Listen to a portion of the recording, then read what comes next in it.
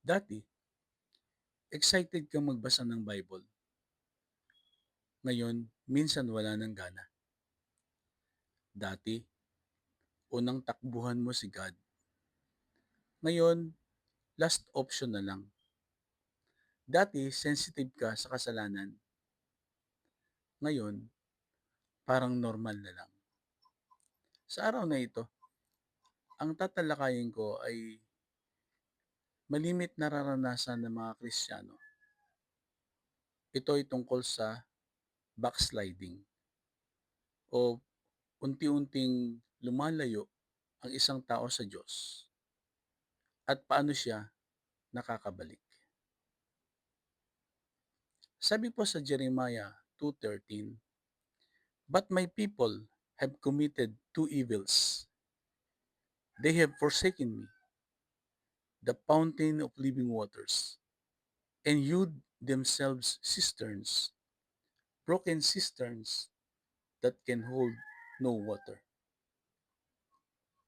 Ano ang backsliding? Ang backsliding ay hindi biglaang paglayo sa Diyos.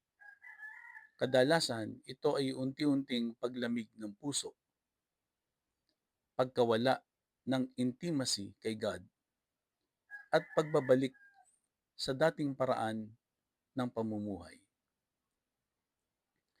Hindi ibig sabihin na tumigil ka ng magsimba o magpray. May mga taong physically nasa church, pero spiritually malayo na kay God. Parang relasyon sa magulang, asawa, o kaibigan. Hindi naman agad nasisira ang relationship. Nagsisimula ito sa kakulangan ng communication, pagkawala ng time together, hanggang sa magkaroon ng emotional distance. Ganito rin sa spiritual life. Halimbawa sa Biblia, si King Solomon ay nagsimula bilang isang lalaking mahal ang Diyos. Ngunit habang tumatagal, ay piniyagan niyang mahati ang kanyang puso dahil sa mga impluensya sa paligid niya. Yan ay nasa 1 Kings 11:1-9. Ano ang mga sanhi ng backsliding? First, neglecting God's presence. In James 4:8, it says, "Draw near to God, and He will draw near to you." Hindi agad nawawala ang pagmamahal sa Diyos.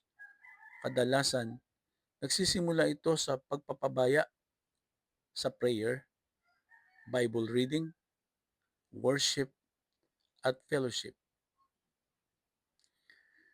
Kapag busy na tayo sa trabaho, negosyo o studies o family responsibilities, minsan nauubos ang oras para kay God.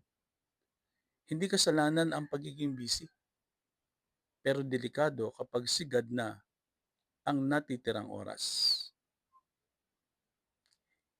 Hidden sin.